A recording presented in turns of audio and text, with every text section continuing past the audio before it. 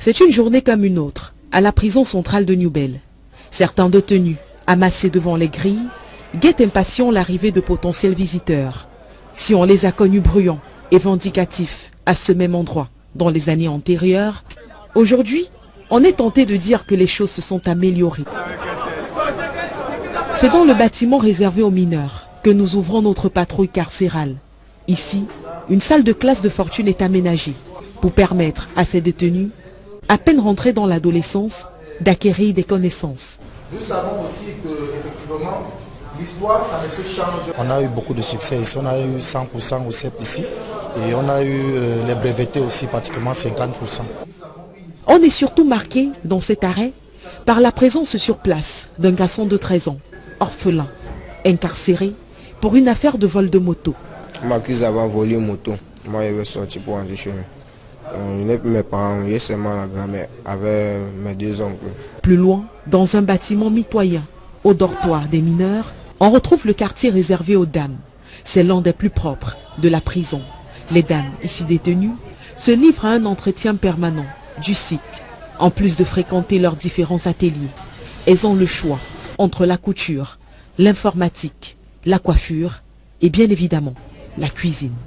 Nous avons la chance de rencontrer la sympathique Loveline qui décide de nous briefer sur le fonctionnement de ce quartier. Ici, quand on vient d'arriver, il y a les mamans qui nous prennent. On les prend comme nos mamans, ils nous prennent comme les propres enfants. Tu n'as pas de visite, tu les rends service, soit tu laves les assiettes, tu laves les habits, donc ils te donnent à manger. Si tu as besoin de quelque chose, ils t'aident. Au-delà de sa sympathie, Loveline porte également dans son cœur des regrets. Aujourd'hui, je suis orphelin de père et mère et c'est là où je comprends beaucoup de choses qu'ils ont voulu me bien, ils n'ont pas voulu de mal.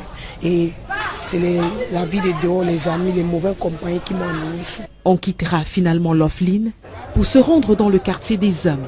Et premier constat frappant, pas de choc olfactif.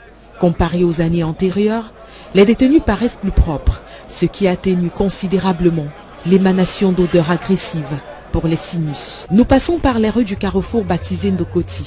Et ici comme là-bas, les comptoirs de toutes sortes sont disposés.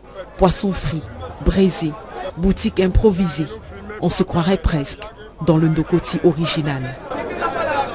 Au bout du carrefour Ndokoti, on a le quartier 20, réservé aux détenus aisés, ventilateurs, écrans plats et même climatiseurs nous accueillent.